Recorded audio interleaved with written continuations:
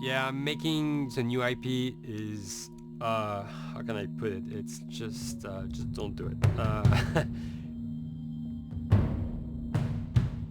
It's insane. I mean, it's a very difficult process. You have more questions than you have answers. Especially when you come from like you've been making Uncharted 1 and Uncharted 2, just kind of like now like things are going, you just kind of like good momentum, and then suddenly that momentum like just drops, it stops.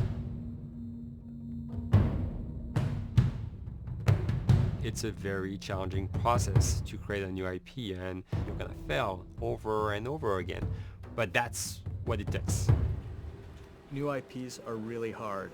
They're hard because you don't know what's fun yet. You're building new tech, new AI, establishing new characters, new art, all this.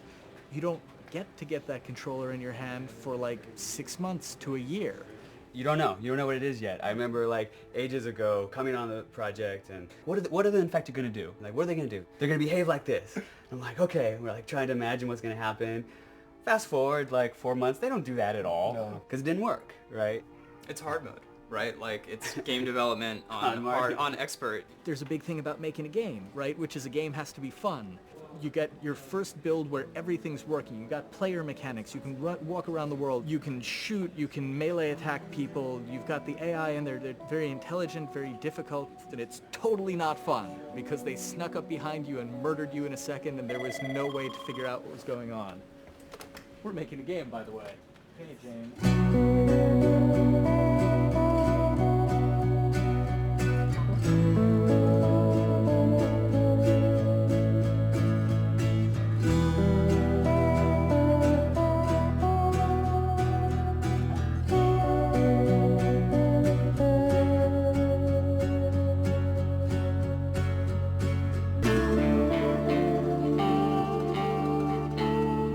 The company has grown quite a bit since I started. I think I was the 12th employee or something back when we got started, but we've tried to stay true to those smaller studio roots. I've been here for 16 years. There's just no reason to leave. I just like the environment here. It's very non-corporate. I think the way we work on Naughty Dog is kind of special because we don't really like hierarchy or bureaucracy, and no one is really just a manager here. Naughty Dog has a very flat structure. We pretty much all report to the co-presidents and the game directors. I always tell people when we hire them, just like, my job is going to be able to trust you, and that's what I want. I want just to give you something and you go with it, and I know it's gonna get done. We believe in iteration, we believe in collaboration, and we believe in the people making the game working directly with each other.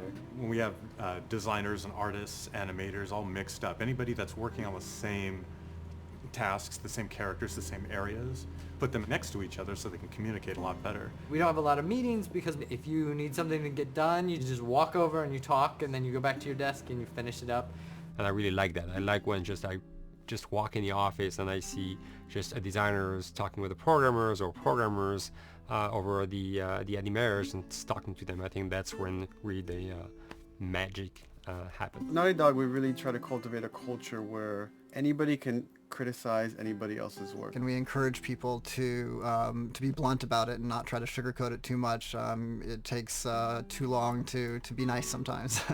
It's not personal. It's based on more like how can we make a better game. We want everybody to have a voice. We want to cut out all the bullshit if we can, making sure that people are making decisions not based on ego, but what is going to benefit the game. When you see that people trust your opinion and that they value it, it's such a great feeling. You really feel like you're working as a team on a collaborative effort. We want to sort of remember where we came from and you know why we were successful then, and try to continue that success now. We make games.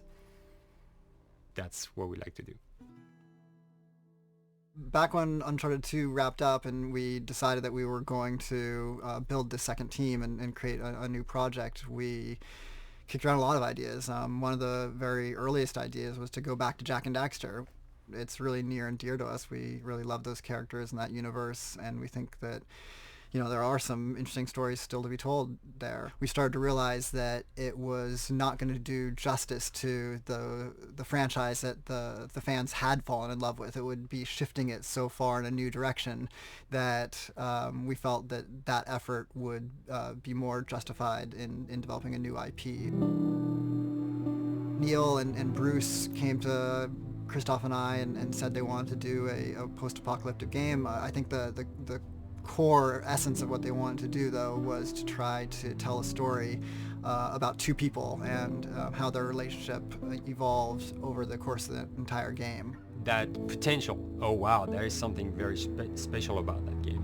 This is going to be polished. Like, you're not sure if it's gonna work or not, and you have doubts. And like, should we be doing a game like that? Should we be doing a first-person shooter? Whatever. Like, you ask yourselves all those questions. And the creative director and the game director are the core of the team that have to really see eye to eye. That's why you have that balance between like Bruce and Neil, and Neil's gonna try to push the just the story and the characters, and Bruce is going to try to push that with just the gameplay as well. And so it's kind of like those guys are just trying always to find the right balance between the two. It's a very delicate process. We feel that the interactive medium has an untapped potential to touch the feelings of the player. You have that connectivity, the fact that I'm actually in the world and participating in what's happening on the screen in front of me gives us some sort of advantage to make you feel connected with what's actually happening. At Naughty Dog, that's what we're trying to do, is pair story and gameplay together. If we can make you feel like you're actually with these characters on that journey, and you're invested in those stories and those characters, then you're feeling, in theory, the same thing that they're feeling. As the story evolved and took different shapes and different forms, the thing that was always there was Joel and Ellie. And because of that, everything kind of grew out of that relationship.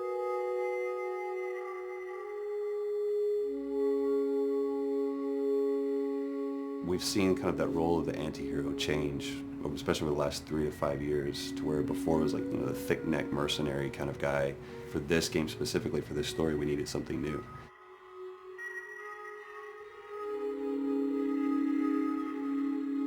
The reason we didn't want to make Ellie Joel's daughter from the get-go is because it wouldn't have anywhere to go. Of course, at that point, he'd be willing to do anything for his daughter, because that is what a dad would do for his daughter. If they didn't even know each other at the beginning of the story, then we start from scratch. It's almost like the player has the same relationship to Ellie as Joel does. And we could take our time to build that relationship between these characters, and if we do it right, then the player will be feeling that same growth that Joel does, and we're kind of mirroring that emotional relationship between the two.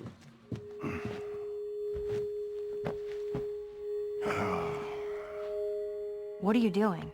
Killing time. Well, what am I supposed to do? I am sure you will figure that out.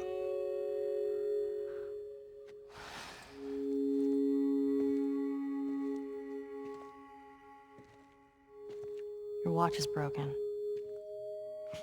It's exciting that Neil wrote something like this, where he's like, I don't want to make the stereotypical characters. I want to make real people in this crazy situation, and these forced to make decisions that are really tough. Like, what would we be like in those situations?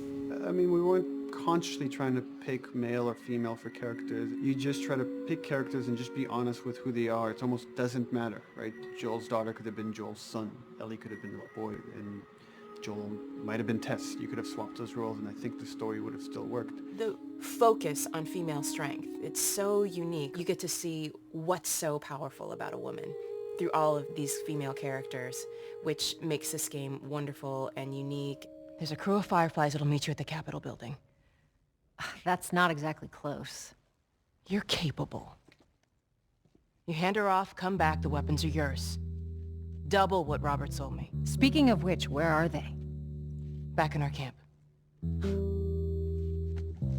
We're not smuggling shit until I see them. I want Joel to watch over her. Whoa, I don't think that's the best Ellie. idea. Him? How do you know them? I do think having a strong female character, especially like Ellie, is so rare in video games. And as a gamer, and more specifically a female gamer, it's frustrating to me because I'll see sort of the stereotypical female character where she's amazingly beautiful and huge boobs, and she's there to be either the love interest or just because they're like, well, we need to throw a chick in here. We've seen the strong woman or we've seen the weak woman. We haven't necessarily seen the empowered woman from this kind of standpoint. And there's that beautiful scene where Joel finds her inside the house and she's reading through this girl's journal going, is this really what they used to worry about? What shirt do I wear and what boy am I going to go out with? You know, and to be met with those first world problems that we deal with every day and go, how trivial is all of this? I think it's going to resonate a lot, not just with, you know, a female audience, but with a male audience as well. The thing that was intriguing to me after the fact is knowing that we're kind of creating a female action hero in a way, and this is her origin story with Ellie. To sort of be such a strong female character that is completely normal looking, regular t-shirt and jeans, and she's 14 and she is still a total badass, is really exciting to be a part of that. There's so few non-sexualized women in video games, especially in the main role, that we were kind of proud that we were creating one. It's very complex, and without the players knowing it, she becomes the protagonist by the end of the story. And that's why she's in the front of the box, and that's why we've been promoting the two of them together so much. Who's there? It is a dual protagonist game, and yeah, I guess I get nervous to think about it in that way.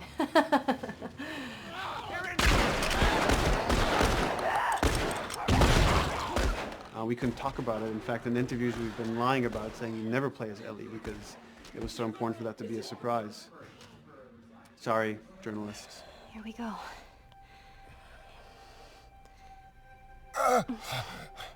Sorry. Hold on. That's it.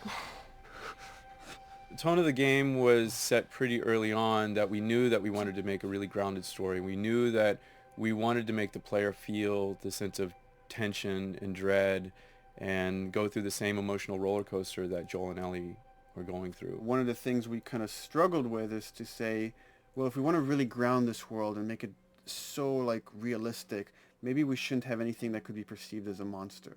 Maybe like by just having an infection that just killed people, and it's all about humans and how they deal with this post-apocalyptic society and how different people decide to survive. Maybe that would be enough. And what we realize is because we're making an action game, a lot of the storytelling happens on the joystick. And once we remove the infected, it's like all of a sudden now we can't tell the story through gameplay of what happened to the world. And that's where we kind of went back and kind of brought the infected back in, because it lets you see, once you're fighting them, the threat that people had to deal with that otherwise would just be very cerebral and people could talk about it, but you couldn't necessarily experience it yourself. In a novel that might work, in a game for us, specifically an action game, it didn't work. And from there, when we start kicking around those ideas, and we're just like, what would be cool just to play? The early inception for it really came from a BBC video we saw called Planet Earth, where they were talking about a cordyceps fungus. This cordyceps fungus gets inside of the brain and controls these ants, and mandibles start chomping, they grow up to higher areas, cordyceps fungus sprouts out, and then it germinates. And essentially uses them to spread its infection and take over whole colonies, sometimes wiping them out. As soon as we saw it, we were intrigued by the idea of, what if it jumped to humans?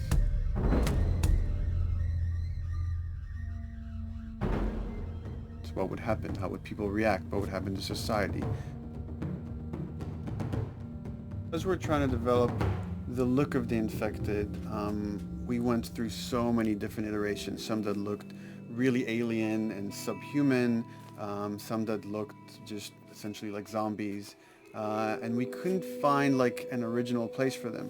But one of our artists just did this kind of photo mashup where he took a bunch of images of diseases or images of fungal overgrowth, and he kind of mashed it all together and he threw it on this person. It was a very iterative process, making sure that the fungus felt properly integrated, like it was part of the body, growing out of the body.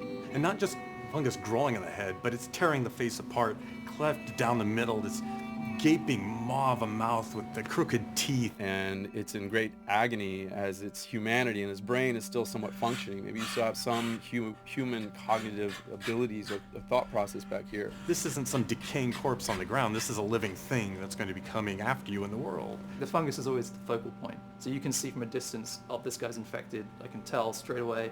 In fungus, they have these beautiful saturated colors, and we really like that conscious of this something so horrific that it's going to like stop at nothing. It's relentless force of death, and yet elements of it are beautiful. It's not just about gore. It's not just about everything about it being scary, because to us it's actually scarier when things on it are somewhat benign or somewhat beautiful. It was evident that we were onto something that was quite a bit different and something that we hadn't really seen before, which was eerily human but very disturbing. And it seemed so creepy and so unique that right away we gravitated towards it, and it's like, this is our base infected. Everything should kind of come out of this look.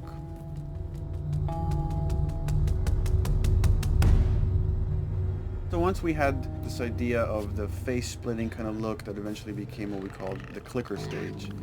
We went to great lengths to create a full biological cycle for these things. So in the early stages, you don't actually see too many signs of the fungus surfacing out of the skin. It's kind of underneath it, like people have lumps starting to show. The eyes will be kind of cloudy or lopsided because the fungus kind of originates inside the head. That moves into the next phase, which is the clicking phase. And if they mess with the eyes, we end up saying, well, how do they get around? Oh, echolocation. And they use a form of echolocation to track down their enemies. Just like bats, or even some blind people can see by making a clicking sound, a sound that on its own wouldn't be very scary. And then to associate it with something that people in this world are very fearful of, so that as you're exploring an environment, all of a sudden you hear this click, and you're seeing everybody just get frightened, just everybody duck, everybody hushes. Great.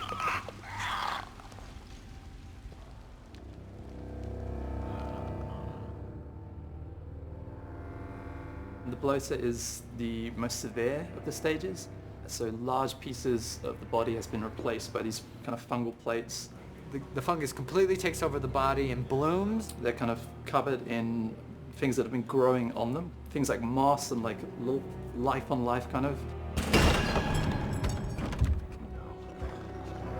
What the fuck is that? When the infected feels like it's going to die, it finds like a dark corner and it becomes part of the environment. The human elements aren't there anymore. And then the body is gone. They lay down and sprout and then spew spores.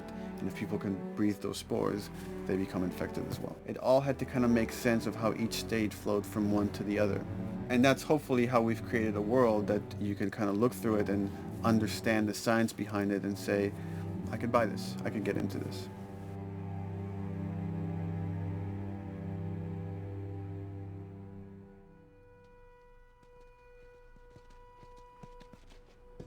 Mandatory evacuation. Evacuate to where? What do you think? Quarantine zone. See, some places got a heads up before the infection showed up. Most didn't. Over the course of Joel and Ellie's journey through this game across America, you find all these different societies, all these different enclaves, and you get to see how do they deal with the infected. Without the manifestation of this infection, you can't have these people making those interesting choices.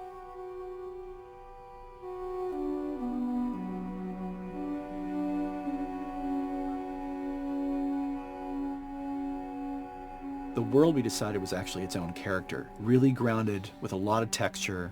What happens, after 20 years of the fall of man, when no one's taking care of anything. This book called The World Without Us describes in detail how much fighting on a day-to-day basis we have to do to keep nature back. And once you stop doing that, how quickly nature can reclaim that. They talk about New York and how every day they pump water out of the subway system. That system breaks down within 2 days, the whole city is flooded. And once water gets introduced, then structures collapse pretty quickly. Trees will sprout and wind will carry those seeds over and gutters get clogged. And then when it rains, water fills up and then pretty soon you have vegetation growing over there. And once you have vegetation, concrete breaks pretty easily for when there's a tree and roots breaking through that. Even some of the stuff we did on Uncharted, you know, exploration of how temples were ruined, what if you took those ideas and put them in Pittsburgh or Boston? And obviously right when that happened, you can imagine that being pretty terrible to look at. But you think about 20 years later, and with rainwater filling up those sinkholes and then those becoming like little marshes with lily pads in them. We had this wonderful piece of concept art we developed really early on, and there are all of these wild animals that have escaped from a zoo and over the past 20 years have bred, and now they have herds roaming these cities. And that's something that tells you that life goes on and this world is worth saving.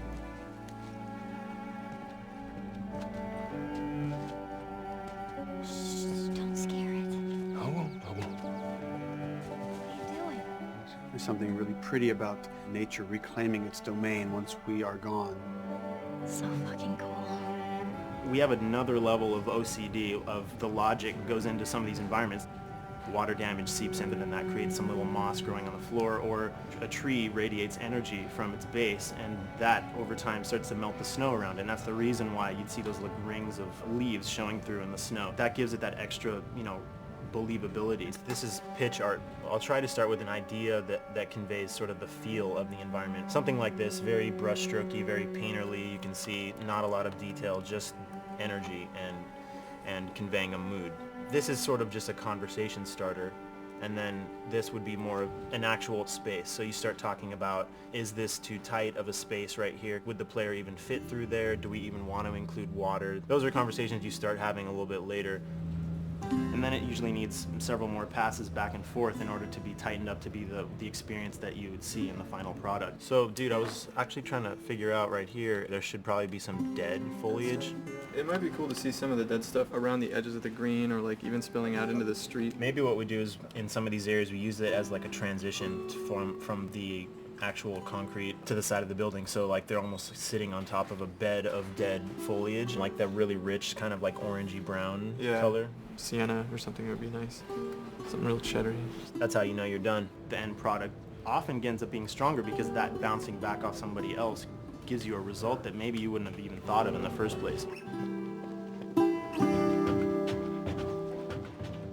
All right, here's the bridge. That's our way out of here. As far as concept art goes, definitely the ultimate goal is just helping everybody as much as possible. Me and the background artist will work together. I'll often just go to them because they've got like a really, really good like visual imagination. At some point, you came in almost like flat on. So that's kind of good because the bus station is right in your peripheral view, and you're probably going to enter the bus station. You're probably not going to get lost. But it doesn't at all utilize this cool architecture here, like the bus station sign. Like that's a really distinctive silhouette, and it's a really interesting sort of architectural detail. So we changed the entrance. Look at that. Another city, another abandoned quarantine zone. I think it's a better composition anyway. It's not so like symmetrical. And I think that was done so that this sign read better. If you didn't see the word bus on it, you might not know it's a bus station. So I think that helps. Everything we're doing in the environments is relating back to what you should be feeling in the story or what's happening to these characters. So is that everything you hoped for? Jury's still out. But man, can't deny that view. Come on, this way. When we first came up with Ellie and Joel, we had this idea in our heads of who they would be, but we didn't necessarily know the voice. It took us a while to find our Joel, but for Ellie, I think Ashley was the second or third candidate to walk in, and right away we knew. Yeah, you know Why are you so scared all of a sudden? Because I'm a coward, okay? So just get your shit and let's get out of here. Damn it. I'm not like her, you know. What? You think I'm gonna end up like your daughter? The way she delivered the lines, the way she just embodied that character is like, that's Ellie, there's no question about it. I saw the character artwork and I related to her a lot. I mean, she's kind of a tomboy and she's kind of tough, and I mean, obviously I'm not 14, and I think that's the main difference between the two of us. I read the scenes and I was like, I need to play this part. You wanna be my hero? Forget the whole bit about saving my life. Buy me a stack of these bad boys instead. Where'd you get that? Back your bills. I mean, all this stuff was just lying around. And then once we had her, we said, okay, well, we're going to do another round. And we're going to have Ashley this time in the casting sessions. The chemistry of these two characters was imperative to get right. Troy was a really interesting casting for Joel because when you see Troy, he doesn't look like Joel at all. You know, he's so handsome and he had like, you know, the frosty hair and totally looked like Final Fantasy. And so... I'm like, yeah, I don't know. He's like this tall, pretty... It didn't seem right. I walked into the room fully aware that I was the youngest person that they were seeing for this role. There was a line that was in the audition side that says that Joel has few moral lines left to cross. And so that became the anchor point to the character. But then as soon as he spoke, and he had the grit in his voice, warm, yet kind of dangerous. And his movement is just like, you bought into it. Why are you so scared all of a sudden? Because I'm a big coward, okay? Now pack up your shit and let's go. God damn it. I'm not hurting now. What? You think I'm gonna end up like your daughter? Lily, you are treading on some very thin ice right now. It was Ellie and Joel. After he read, it was just like, that was it. I've done some video games in the past, but to be handed the mantle of a franchise like this was a pretty big honor. Is she alive? She's alive. She's David's newest pet.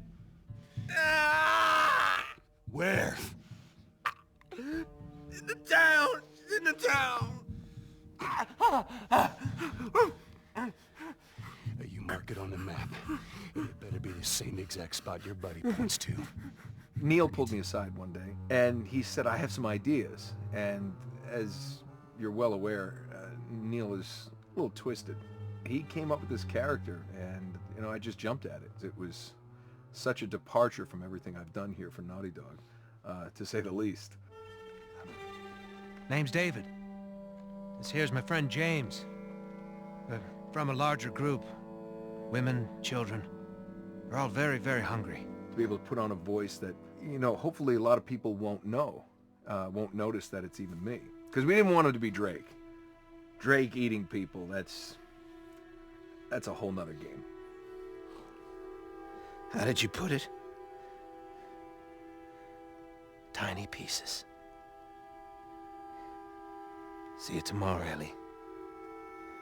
You know, certain voices that I can do wouldn't fit the David's artwork, but he showed me the art, and I said, maybe it's something like this, where everything's, you know, it's very quiet, and just, you know, he's not really sure, and the voice can break a little. And he just looked, he goes, yeah, that's it. So I'd love to tell you, we hashed it over and we talked. No, it just, I looked at the picture and I tried something. He said, yeah. A few weeks back, I sent a group of men out a nearby town to look for food. Only a few came back. And turns out that the others had been slaughtered by a crazy man. And get this, he was with a little girl. You see, everything happens for a reason. Claire. Ashley, she brought humor to it. She just has some really great comedic timing. The way she reacts to the things around the world with a little bit of sarcasm, that teen kind of like trying to get a rise out of you. Now watch your step as you're going out, because it's going to be a little... It just brought a certain levity to the story that the story needed. You didn't even realize it needed it until she started doing some of that stuff. Oh, I'm sure your friend will be missing this tonight. Mm-hmm. It's light on the reading, but it's got some interesting photos. Now, Ellie, that ain't for kids. Whoa! How the hell would he even walk around with that thing? Get rid of that. Well, hold your horses. I want to see what all the fuss is about. Oh, why are these all stuck together? I'm just fucking with you. Bye-bye, dude.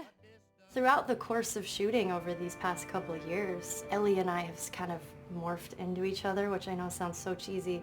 Neil always asks, he's like, well, what would you do in this situation? I think the most important thing that Ashley brought is a sense of capability to Ellie's character that wasn't there in the beginning. The very first thing we shot involved her being pulled out of a car and attacked, and Joel was supposed to go save her. It was written that Ellie sort of was just kind of watching on the side, just waiting till he was done, and I was a little frustrated because I was like, well, if this were real life, I would do something. We did a couple takes, and at some point she walked up to me and she said, I feel like I'd hit him. So we added in a part, like, you know, right there off the bat, she's not just this damsel in distress. Right there, she wanted to fight back from her very first day of shooting. We didn't have it right initially. She needs to be more capable than initially we thought she would be, and actually that made us go back and rethink combat and rethink a lot of the areas in the game, and now she was going to take a much more active part.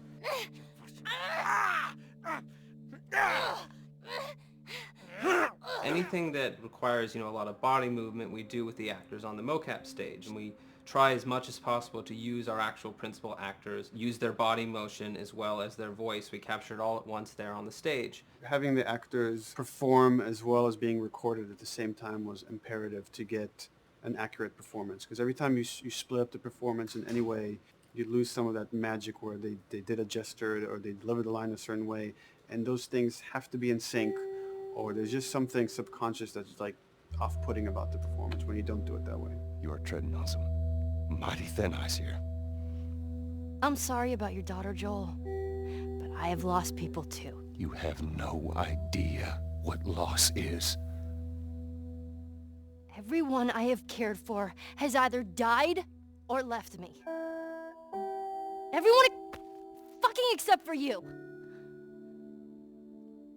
So don't tell me that I would be safer with someone else, because the truth is I would just be more scared. It gives you the most authentic, most realistic performance, because you're actually there, not just making your own choices, but making your own choices based on the other people that are involved in that scene. So you get this truly natural approach to things, and it shows up. It's like theater in the round. You can do anything from any angle, and the smallest, most subtle thing we'll be able to pick up. There's no place to hide. So you have to be as prepared as possible, because you have no idea which moments they're going to use. There are these little improv moments and, you know, little nuances that you get that probably isn't scripted, that just comes out of play, you know, while they're performing. That mistake that is just blossomed into a really good idea. Did we improv on The Last of Us? Yes. Yes, we did. Doing this was a whole lot like being 5 playing in the backyard with a stick, you know, and this is my machine gun, and, you know, and a pine cone is my hand grenade. It's all your imagination. I'm doing the exact same shit that I did 45 years ago. I just get paid for it now. We square. We're square. And get the fuck out of my town. I don't do a lot of voiceover work, so for me it was nice to be able to work off of your other actors. I can't imagine it working in any other way. I'd never done mocap before. I didn't know what to expect. The suits were crazy. Yeah, the suit gave me wedgies. Like, deep wedgies that I had to pick out with my middle finger. Too much information. Just how damn sexy I look in a motion capture suit. I look like 10 pound of sausage in a 5 pound casing in that thing, man. Once you get past the fact that like everybody else and you look like weird clown people with these little dots and stuff, once you like give over to that, it really was pretty easy to make it just feel like you're in the moment and in the scene. So everyone that was on this is a slam dunk. This isn't just another gig to them. And that creates a really cool energy for people to really start experimenting and playing jazz. Floor is yours. And action.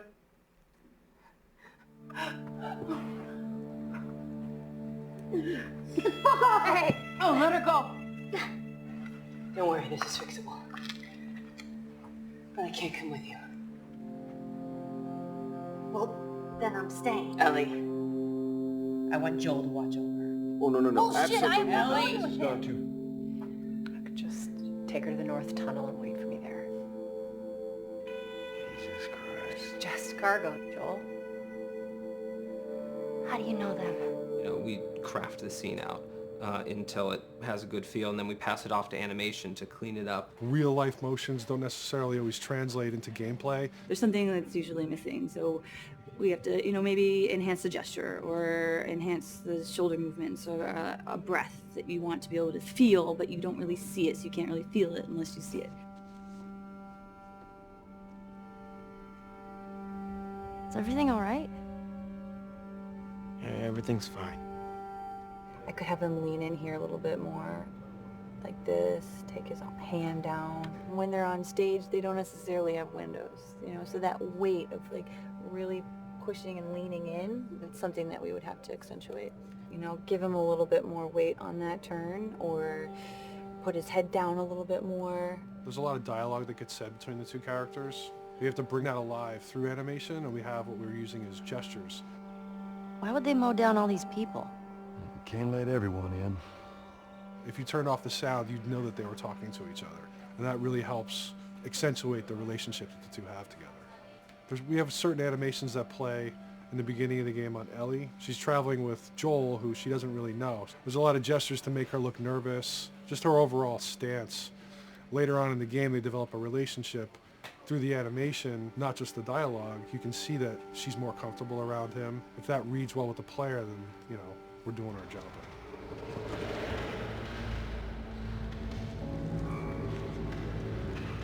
You want her to look scared when she gets a gun. You want her to look scared of the gun.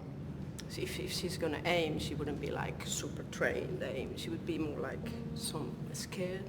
But at the same time, it needs to look cool and feel cool to the player that plays. It's really just these little tiny details that we're doing, and it's coming across. It's working out well. We don't do facial capture, we don't track eye movements on stage, it's just the motion capture data. Everything that you see on the faces is hand keyed. As you can see, this is all of her mocap data.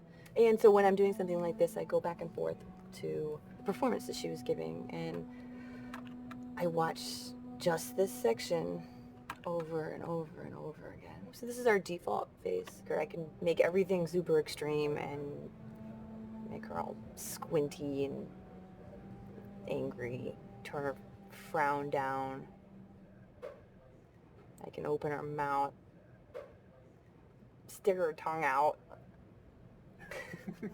It's listen, watch, okay, where's her mouth at this point? Like, is it open? Is she making like a grimace? About Tess, I don't even know. Here's how this thing's gonna play out. You don't bring up Tess. Ever. Matter of fact, we just keep our histories to ourselves. We shoot all of it to just get the body motion, and then we'll do a second pass with the cameras. The scene's playing back on an overhead projector, but it's also playing back on a monitor that's attached to my rig. Sean and I would go to the stage and motion capture the camera filming the scene, and so he would get a whole wide shot, a whole close-up for the whole scene. You can change your lenses, you can use your standard 35, 85, 50s, whatever, all that sort of live action camera cinematography, you can apply it on stage. We make sure to go back in and add flaws. We keep the confinements of the room so the camera can't go past a certain wall, because then we have this cheated perspective. If the cameraman bumps into the wall, we keep it. Missing focus hits when you're pulling focus, going too close to a character and reframing, those little moments in there kind of keeps it very cinema verite. If everything was too perfect, you wouldn't be able to put your finger on it, but you'd be able to feel it. It would just feel off. It's very much about grounding it, despite having the option to do whatever we want. Being able to place the cameras anywhere we want after the motion capture gives us both advantages and disadvantages. The biggest advantage is it means that we just have to nail the best performances we can get, and the luxury is that we can always swap it. The 3D world gives you limitless opportunities with cameras and movements, exposures, all that stuff. Most of these cameras are sort of set up like real world cameras. So we have lens, we have f-stop that will create the depth of field. We have aperture to set our film back and all that stuff. A master, and then I have my close-ups, my over the shoulders, sort of just like a live action production. Let's go to camera 30 at the 23.458. Then I get that kind of weird, bend across his back. The closer I bring the camera, the more bend I get, which is, doesn't look right. It looks less cinematic than if I do that, which flattens the whole thing. And I'm trying to also catch Ellie. Like if you scrub a little more, catch her in the back here. So I want a longer lens of that kind of stuff. Since I've only had experience working with live action before I got into video games, it was a kind of a cool adjustment to be able to have this extra flexibility in post, to swap a line of dialogue for something different, even though that's not what the actors said at that time, and to be able to still have a close-up on them while they said it. You get to make it probably more perfect than you could ever make it in live action. How far are we gonna take As far as it needs to go. Where was this lab of theirs? Because our actors are both the voice and their body, they get to play, they get to try things, they get to work with our director to kind of come up with new ideas, or even our director will have a new idea on the spot that wasn't there in the script, but realizing when he sees it, oh, well, this would actually be better, this might feel better, and those changes all just happen organically there on the set. He could even lead straight into his thing. He's like, no shit, yep, Tyler wanted to do that, so we rented 2 Harleys and drove cross country. Keep it pretty succinct. Like we got the bikes, rode them cross country. Cool. It's shocking to me that this is Neil's first time directing. There was a specific tone and a specific approach that Neil and Bruce wanted to take with this. It just came down to there's nobody knows this story better than you, and then there's nobody that knows these characters better than you. Why don't you just do this? He and I actually had a conversation about it. He says, I think I'm going to try this myself, and I'm not sure. Neil was fantastic. The floor is yours. Okay, so remember, you've been running away from this turret-mounted truck. If you come to this dead end, you're going to look up and see a potential way out. And action. Check it out.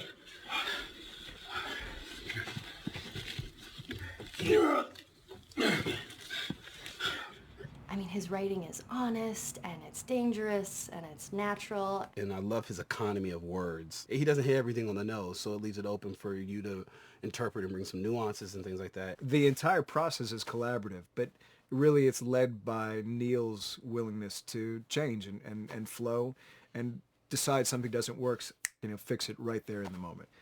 And it is something that's very foreign to the way that TV and film is done now, where everything has been micromanaged by the time you get it to the table read, and no one wants you to change anything, and everything's very precious and has been rewritten with notes from 20 people in suits, and you can't do that just anywhere in entertainment these days. Yeah, I want to make sure. I think I swung too far over to this way, and now it's a little bit of making jokes about it, and I need to bring it back to center a little bit.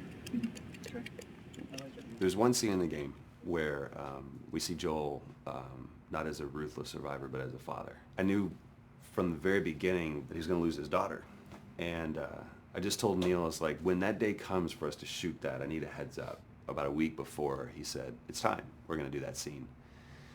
I was like, okay. Because I knew that I was going to have to go to this place that you don't really want to go to as an actor. You want to find some aspect of reality that you can empathetically draw from, Troy and I were both kind of just like walking around for a while and just kind of getting into the zone, and well, my grandpa died when I was 8. He was like my dad, and so that's always what I use to get into that place. I started recalling all those memories and starting pulling up all those feelings, and they're just right underneath the surface. And when I walked back in, everyone realized that something was different. They kind of calmed down, You could feel the energy just like drop a little bit more. It was brutal. I lose my shit. I mean, just completely break down. Don't do this, please, God, no. Oh, God, no.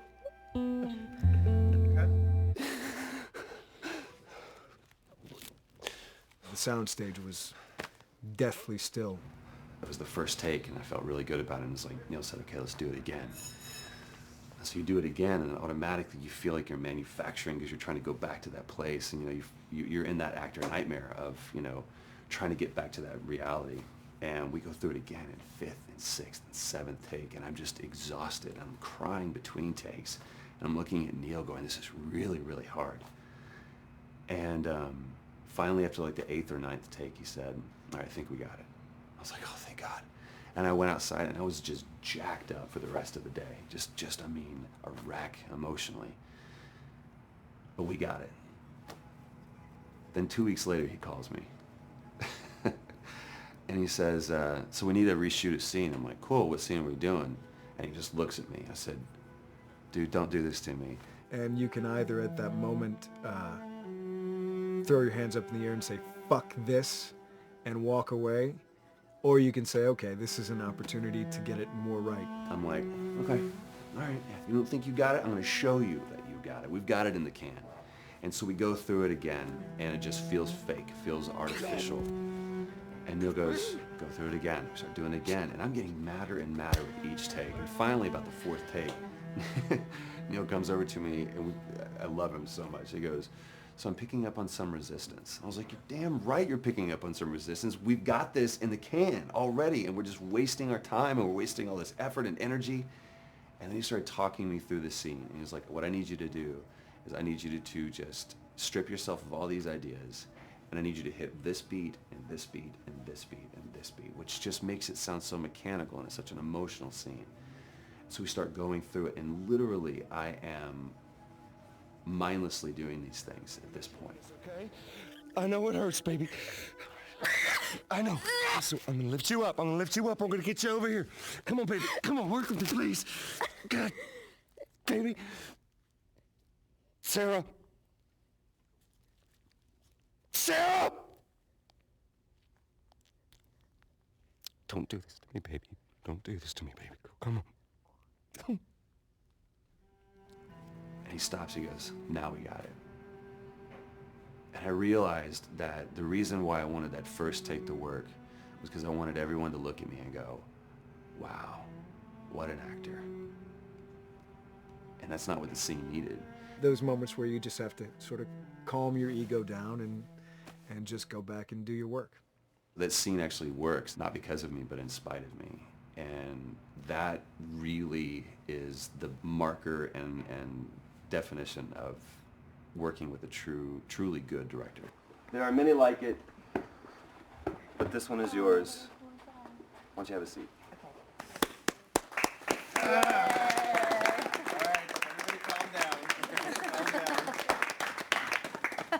Thanks, guys. The director's chair.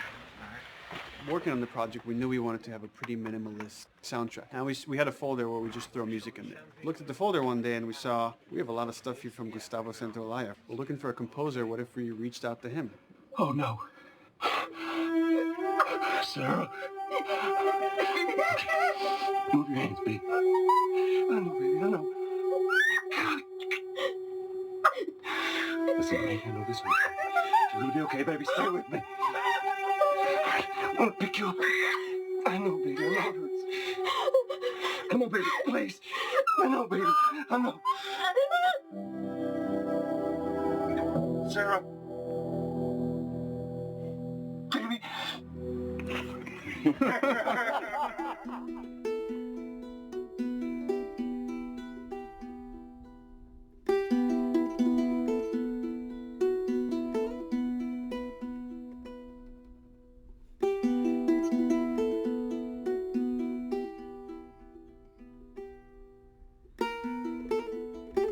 My life has been and still is kind of like a road movie. I grew up in Argentina. I came to the United States in 1978 because we had a horrible political situation in Argentina. We had a military dictatorship where 30,000 people disappeared at the hands of the government and many other more were tortured, and I was blacklisted. It was just impossible for me to keep on living there. I've been in jailed many times since I was probably 15 years old just because I had long hair and I play an electric guitar. So I had to embark on this trip. I can relate to that kind of need of movement and going to the next place and the next place and the next step. I'm always attracted to the possibility of getting involved with a project from the very beginning. I like to work from the script and talking to the director. It's never been, oh, give me a piece like this or give me a music that's this. It's just been very high level. Here's what the story's about. Here are the themes. Go write some stuff. Since I don't know how to really read or write music, the way I produce music is actually recording it. So I like to come early in the projects, and I did in The Last of Us.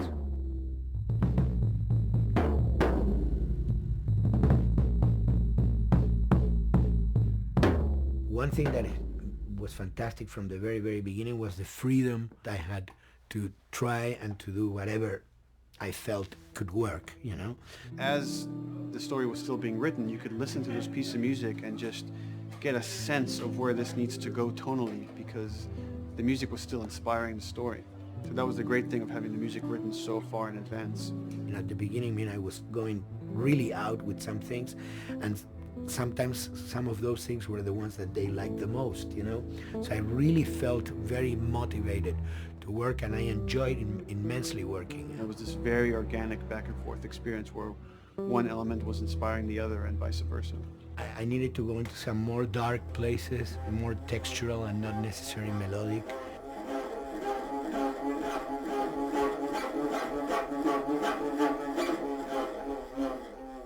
I'm always trying to sort of push myself into playing instruments that I don't know how to play. There's an element of danger and innocence. Lennon once said, you know, give me a tuba and I will be able to do I'm an artist. I should be able to do something.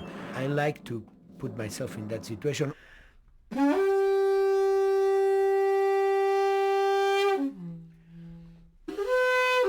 So these are just PVC pipes, the one you use, you know, in construction.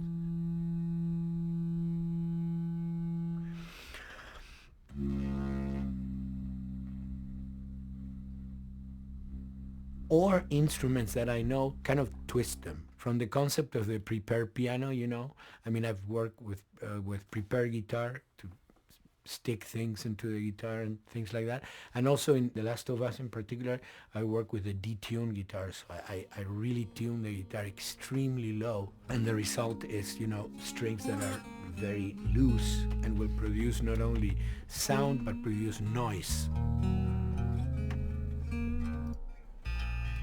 Because I believe, you know, every environment has its own sound. We have in our, you know, small studio, we have actually the possibility to record almost anywhere, including the bathroom, and we have done some fabulous recording, especially in the kitchen. When you score to picture, which is something that I don't do, then you know what you're going to expect. But when you provide people with music, like I've done in all the films that I've done, and then you see it, how the director decided to use that, you know, in what particular way he uses it or where they edit it. It's always fascinating to me. I watch a scene and I'm going, you know, it's fantastic how they use this piece. I would have never, of all the music that I've done, probably I would have never used this piece there, but it works, you know, great. So I like that feeling of collaboration.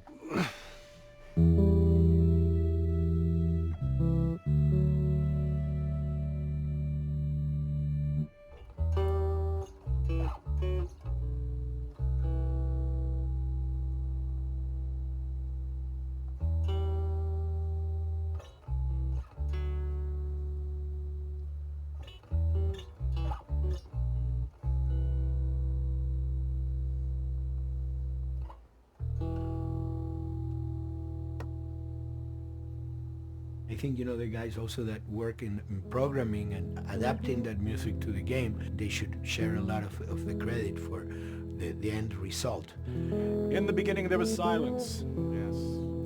Then they hired sound designers. Then they regretted that decision.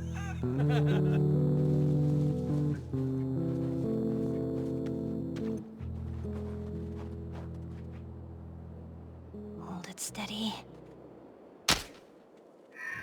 Ha! Got you!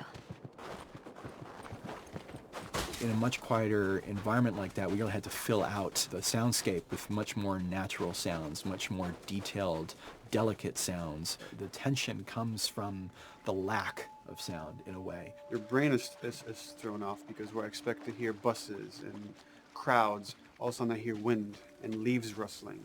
Again, it's creepy and beautiful at the same time because it's almost like I'm going on a hike, but I'm in a downtown area.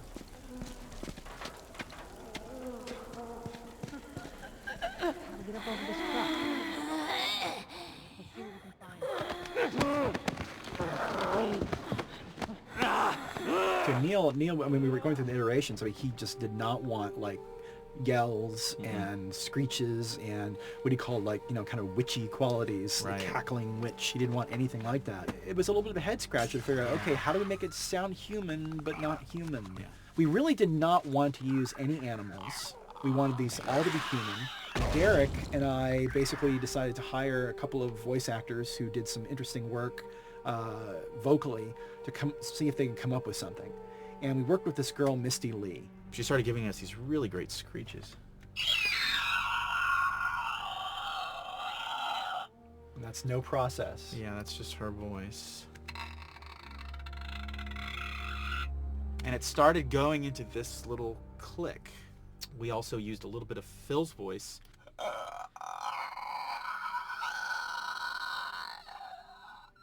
We combined that also with an occasional, Derek. That's just me, you know, moving my tongue. And what that kind of did was it sort of grounded it all, like maybe in the mouth area, the wetness, all that kind of stuff. And it adds a nice texture, actually. This is a composite of all the bits I just told you about.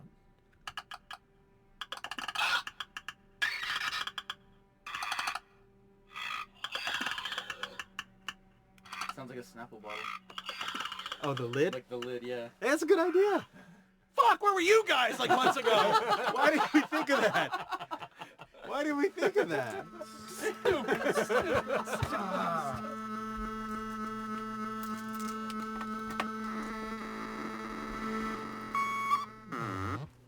Viewers at home, you're probably wondering what this is.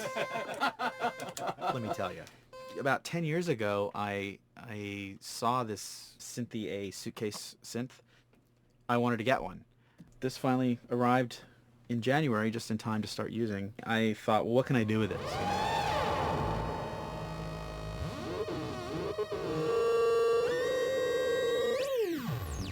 In Lakeside, there's a whiteout that happens, and this thing has a noise generator, which gives really convincing wind sound.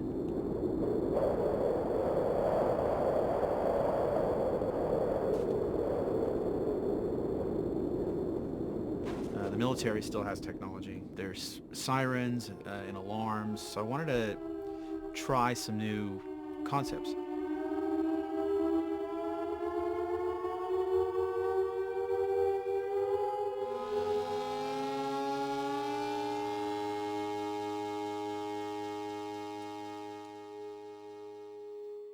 Man, What?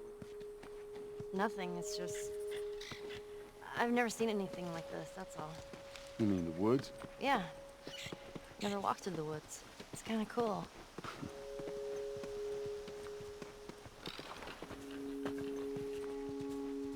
We consciously take in consideration lighting in the beginning. Most of the game, we don't really have any real man-made light sources, so everything is naturally lit. In the past, you know, we could use a lot of artificial light, but in a world that has no electricity. We have to hide most of the time, and that requires getting very close to certain assets. Just stay back.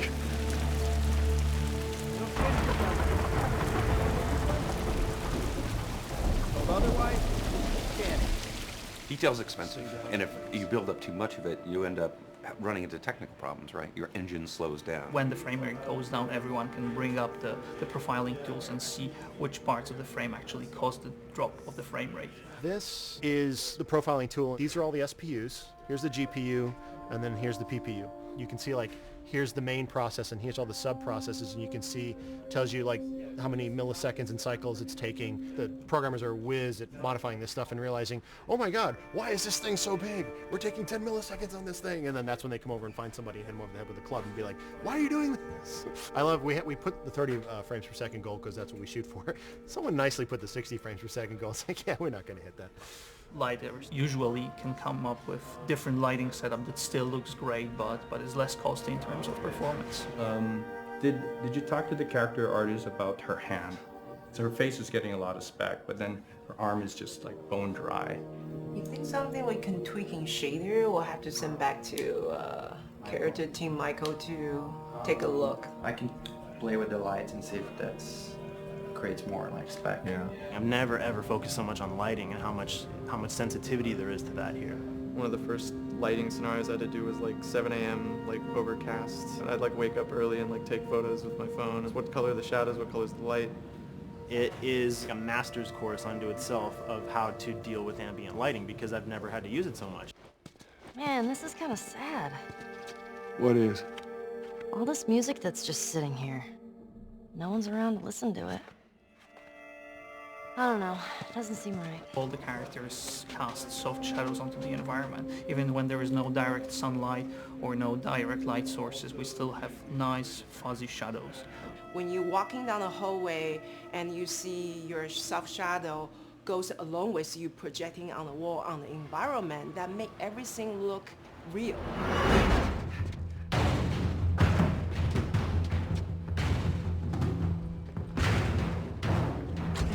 Follow me through here. Okay. The flashlight brought a whole new spin on it. So some of the environments end up being really, really dark, and you need the flashlight to get around. Give me a hand. We want to have the environment be really dark, but also at the same time have colorful surfaces that are sort of hidden, so when a flashlight hits one of those, it bounces off onto the ceiling. If you shine a light on a red wall, it will bounce the red lighting on the whole environment. And it's very difficult to do, very expensive, but we did it. Everything should have a bounce lighting. Otherwise, the world is gonna feel dry and unrealistic.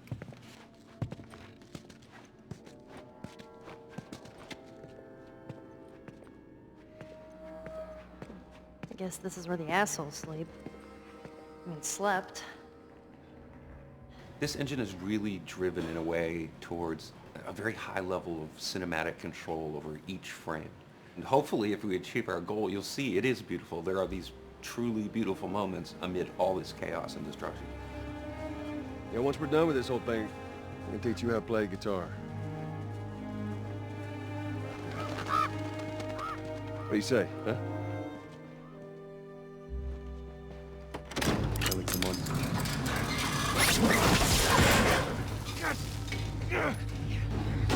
I got you. Damn it, Bill! What just happened? One of Bill's stupid traps. There, that fridge, it looks like that's a counterweight. Okay.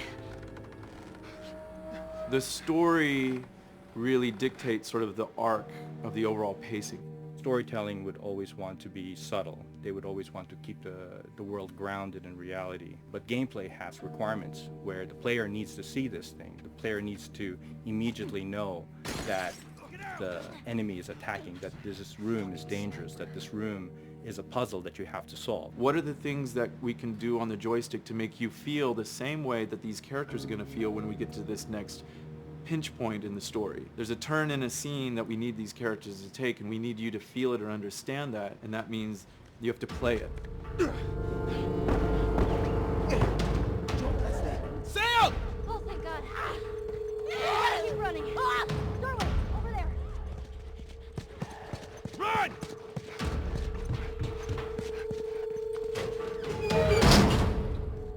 We really want to make sure that there's that contrast between the negative space and then the high tension spikes.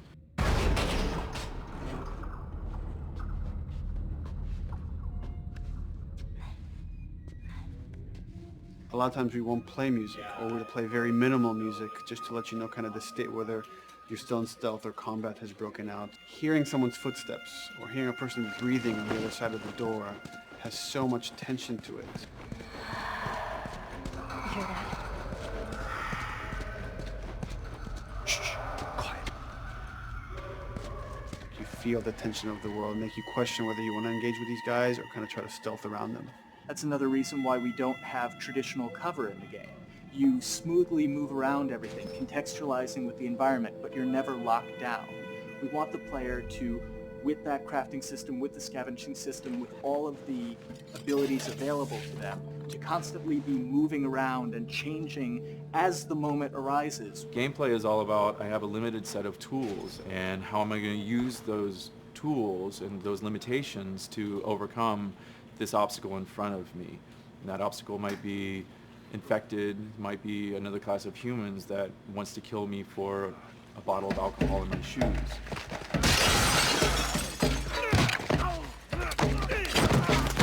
It was important for us that we don't underplay the violence, because then the threat doesn't seem as real.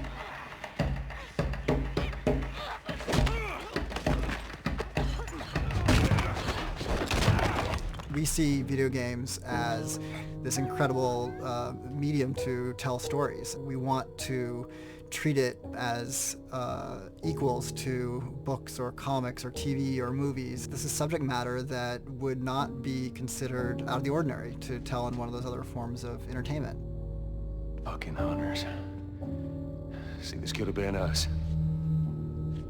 We wanted you to buy just the desperation of these people and why they're behaving this way, because it's so brutal. And at the same time, we didn't want to make it so over the top, stylizing it, so then it doesn't become as real. It was important for us actually to hit that middle ground where it's kind of disturbing. That glint that's happening on that curvature, it'd be good if there was a way that we can guarantee that from this angle we're seeing it. It seems But really it's flat. overall too bright and opaque. Yeah, looks like paint. Yeah, see, the blood on the ground works really well. It's something about the other shader is messed up in this environment. We got to fix that to unify the look. Shouldn't make you giggle or laugh or any of that. You should be kind of appalled by what you have to do, but you understand why you're doing it.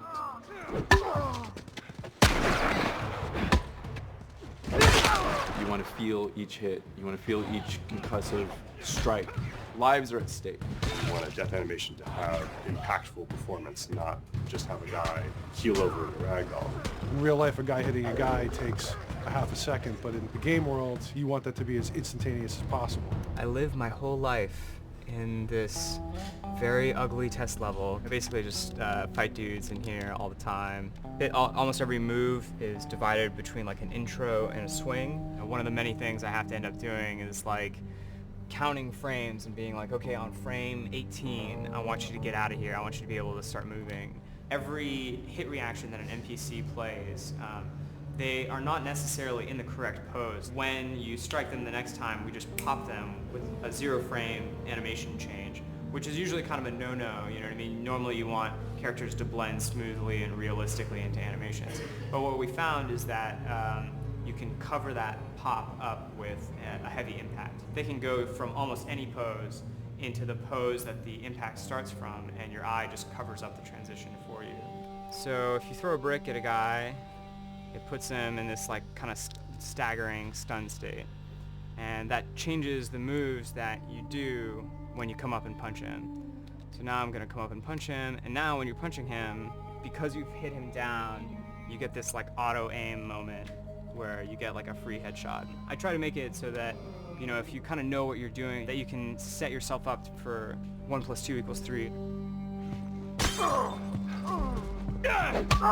Right here! Memory on a console is a very precious resource. All of Joel's animations with every weapon, all the NPC animations, the stealth kills, you know, all of that stuff happening need to fit within a 4 meg to 5 meg memory footprint. This is a list of everything that's loaded in game and how much memory it's taking, because memory is our most precious resource right now. So we have a level, we call it the bookstore, it's in Hunter City, and this is a zone, for example. So when I set an AI to this zone, he will never leave its boundaries. I want guys to guard this exit where you have to go through, so I'll zone a couple guys around there to make sure that they, you know, they can fight you and use all this cover, but they want to stay around this door. This is another key component of the AI, is what we call the nav mesh. This defines the overall play space of where an AI knows he can or cannot go. Hey look, that's where a cover used to be, and there's a hole cut out for it. I gotta fix that. Here's some other wonderful things. See these little red polygons? Yeah, that means they're not linking right for some reason, so that means they can't really walk through here properly. It's a bug, and I need to fix it. Welcome to my life.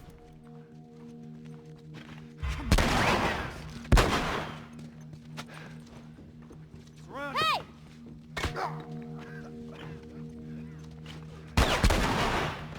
If you look at a lot of games, NPCs are usually only alive for, you know, a few seconds before the player ends up shooting them and then they're dead. We want our guys to be much more dangerous and much more threatening, which means they have to be alive for longer. They need to exist in the world for longer, which means you as the player can witness them acting out their behaviors for longer.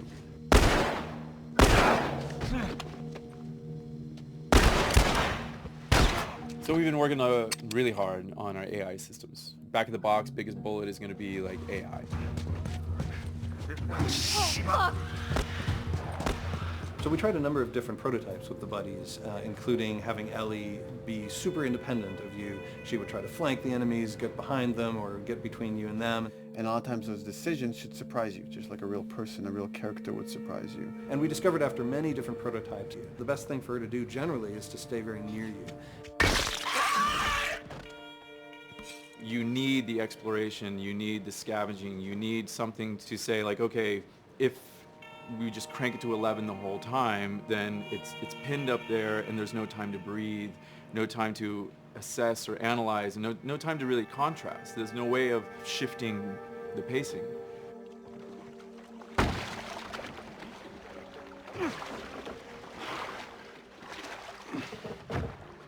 Puzzles are really weird, especially like Naughty Dog puzzles. I think they're very simple and satisfying.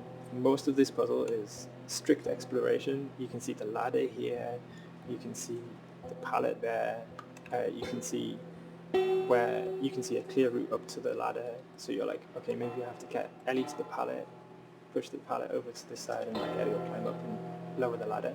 So that whole part is like, that's not a puzzle, that's not regarded as a puzzle, but when you feel like you've got to the solution and you're like, okay, I'm going to climb this ladder, and you climb it, and it breaks off, hopefully then the player will feel a little bit stumped and they'll be like, I'm not really sure what I am meant to do now, and so this is where the puzzle starts. Hopefully at this point, like all of the elements that the player needs to solve the puzzle are very familiar to them because they've been through the previous exploration beats. They're improvising with elements that are at their disposal. That's a really sort of like strong theme throughout like The Last of Us. So like you're a survivor, you'll take whatever tools you're given and you'll use them in like creative ways to survive.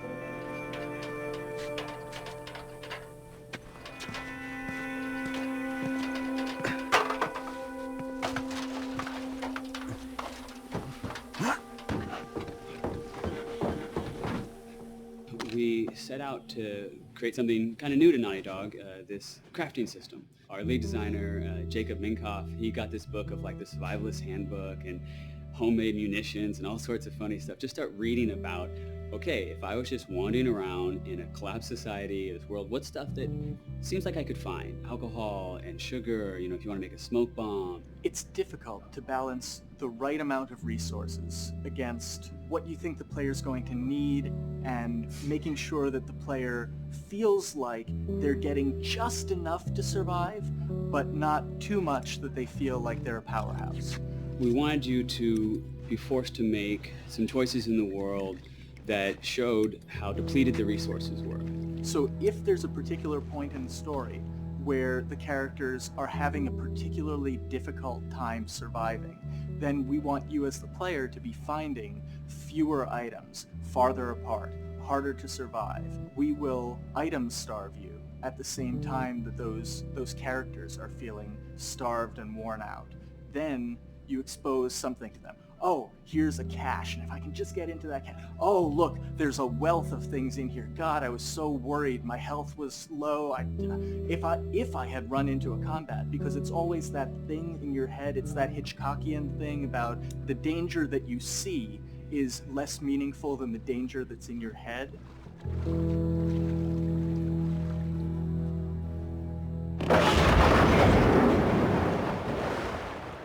When we're designing the levels, you know, it's nice to have the stuff that we know people are going to encounter. You know, we kind of call this some of the critical path stuff. These are the things that 9 out of 10 players are going to find. They're right in the way. It's where you have to go. And then whenever designing a level, you want to have that little nook and cranny, right? You want to reward the player being like, oh, you went over here.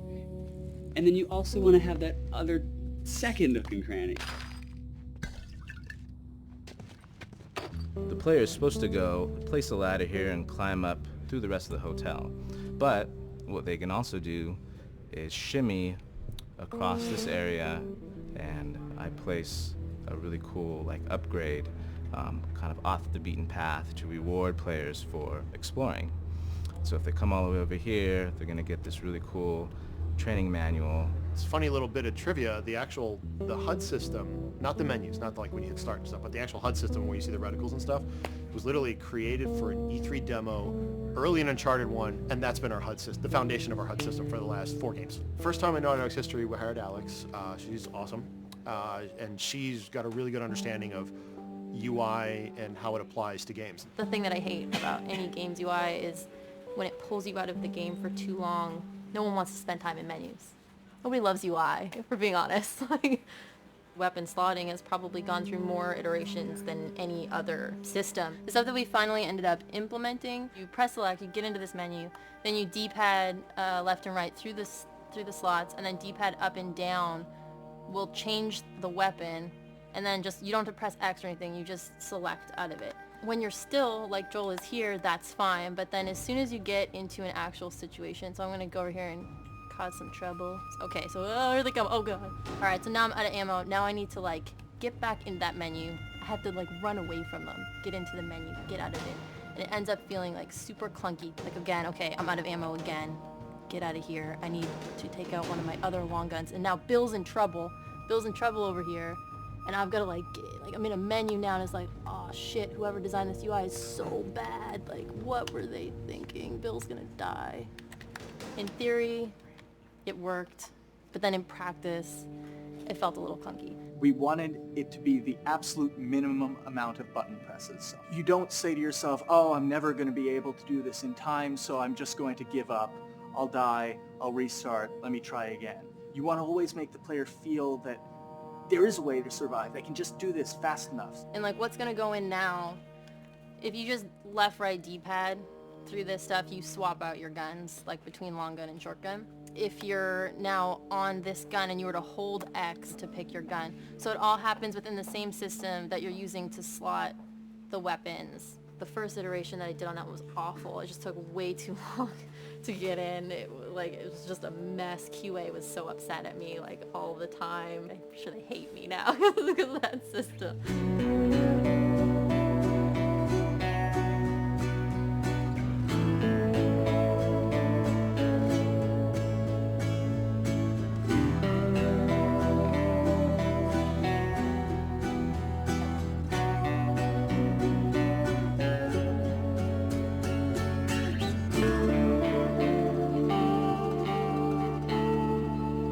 I think the way the industry is kind of maturing and changing in general, you're seeing a lot more focus and importance on refinement and polish. So having internal QA really helps. The industry is kind of changing from QA being this like tighten up the graphics on level 3 bro kind of vibe to like really being a more technical, mental investigative job. On the publisher side, it's more reactive towards the code being delivered in a stable, controlled environment. Whereas on the developer side, especially at Naughty Dog, we are going beneath the art and the design. We're given enough weight where we can go up to somebody and be like, look, you have to fix this. Why? Come over, I'll show you. That kind of feedback, I would love to be able to say like, that was us, but it gets so diffused throughout the iteration process that you're just kind of like adding your I guess like genes into the gene pool and then just seeing what happens, you know what I mean?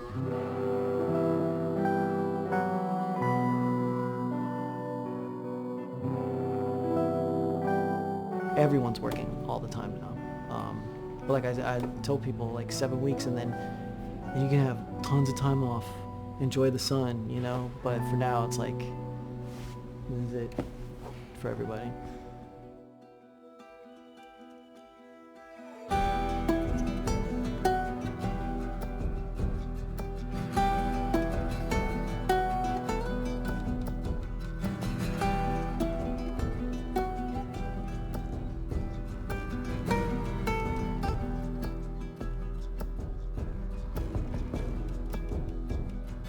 Crunching is part of making games.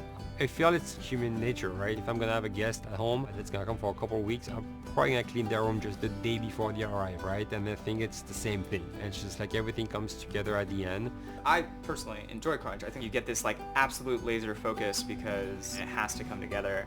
There's a camaraderie that also comes There's a together. camaraderie, totally, yeah. The vibe is everywhere, you know what I mean? Everyone's kind of like giving it 150% at this point. We're getting there, right? You start to get these glimmers, and I don't think anyone who doesn't make games realizes how late in the process you get those glimmers. 1 week before we shipped that press demo, we're all like, this kind of sucks. What's going on here?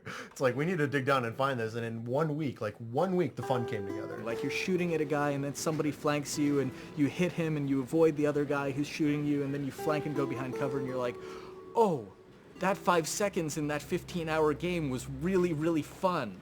How do we make that 5 seconds happen thousands more times? My favorite video game is making video games. It is as challenging and as complex and as interesting. We had to like try all the things that didn't work. What's hard about Crunch? It's like marching through that swamp of it not working. I mean, nothing's ever really final because you can always make something better, always. So we're constantly changing and constantly reiterating and trying to make it better and better and better pretty much until we ship. As an artist, you're never really happy with your work. You could be given like 100 years to work on something. You'll still find things to nitpick and things to fix.